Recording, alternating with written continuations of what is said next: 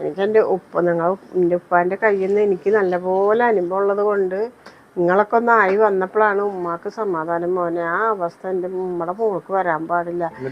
ഞാൻ പറഞ്ഞു വേറെ എന്ത് കുറവായാലും കുഴപ്പമില്ല, ഈ ഇങ്ങനത്തെ കച്ചറ എൻ്റെ മോൾക്ക് വേണ്ട. എൻ്റെ മോൾക്ക് ആ ശീലങ്ങളൊന്നും ഇല്ലാണ്ട് 10 രൂപ നയിച്ച് എൻ്റെ മോളെ പോറ്റാന്നുണ്ടെങ്കിൽ നമുക്ക് സ്വത്തും മുതൽ വീട് മച്ച് മാളികയൊന്നും വേണ്ട.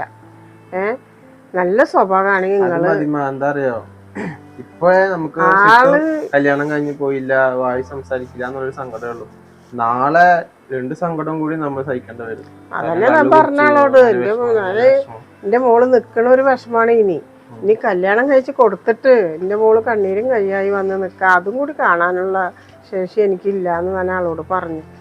അപ്പോൾ അങ്ങനെ നിങ്ങൾ അത് എന്താ മാറ്റിയെടുക്കാൻ പറ്റൂലേ? അതൊക്കെ എത്രയുണ്ട്, അതൊരു ശീലല്ലേ. ബ്രോക്കറുടെ അടുത്ത് വേണ്ടെന്ന് പറഞ്ഞപ്പോ എന്താ പറഞ്ഞേ? ഞാൻ ബ്രോക്കറോട് പറഞ്ഞു ഇത് ശരിയാവില്ലക്ക, വേറെ എന്ത് ആലോചന, വേറെ എന്ത് കുറവായാലും നല്ല ഡീസന്റ് സ്വഭാവമാണെങ്കിൽ എന്തായാലും എൻ്റെ മോളെ പിടിച്ച് കൊടുക്കപ്പോൾ എൻ്റെ മോള് എല്ലാം തഴഞ്ഞിട്ടിരിക്കണില്ലല്ലോ. അപ്പോൾ ഈ വക ഒന്നും വേണ്ട, അത് ആ നേരം എൻ്റെ മോള് വീട്ടിൽ നിന്നോട്ടെ, കുഴപ്പമില്ല, നിങ്ങളിതല്ലാണ്ട്